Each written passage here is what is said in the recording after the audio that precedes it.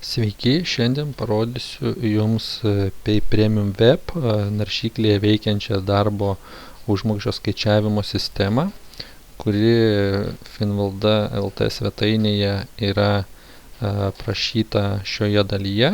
Čia galite matyti jos kainodarą, funkcijas ir įvairią informaciją, ką jinai turi. Ir prisijunkime prie paskyros, kurioje pasižiūrėsime, kaip gyvai jie atrodo.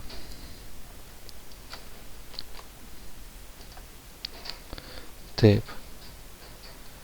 Tai įėjus iš karto yra matomas bendras naršyklės valdymo meniu.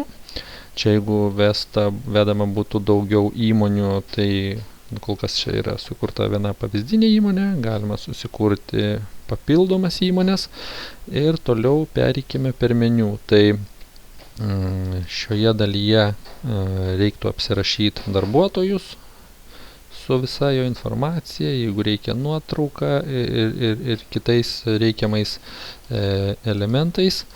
Toliau yra darbo sutartis, kur galima prisidėti darbo sutartį su joje reikiamais elementais.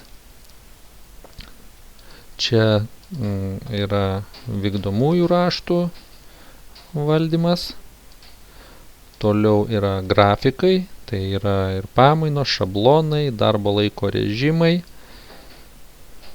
Čia galite matyti kelis suvestus pavyzdinius variantus, kuriuos galima toliau pagal save koreguotis.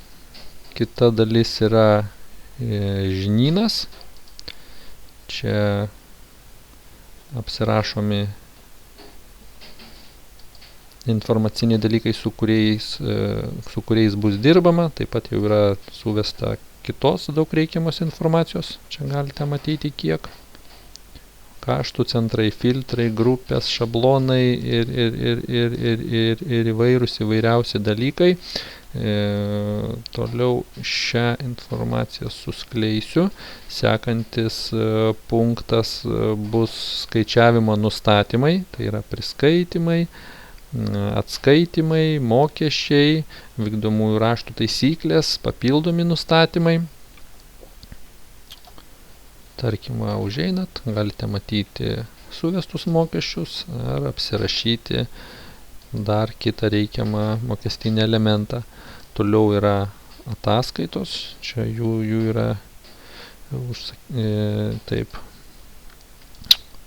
Yra tokios grafos ataskaitų srityje. Čia galite matyti filtrus, žiniaraštis, atsiskaitimo lapelis, pažyma darbuotojams, informacija apie vidurkius, atlyginimo elementai. Toliau eina įvairios formos, visiems gerai žinomos. Čia matote, kokios jos yra.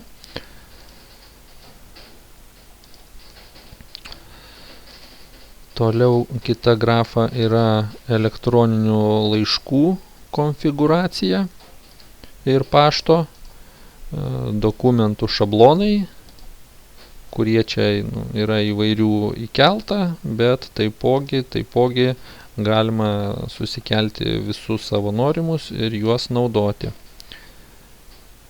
Toliau yra tabelių sritis, čia importuoti jos galima, pildyti.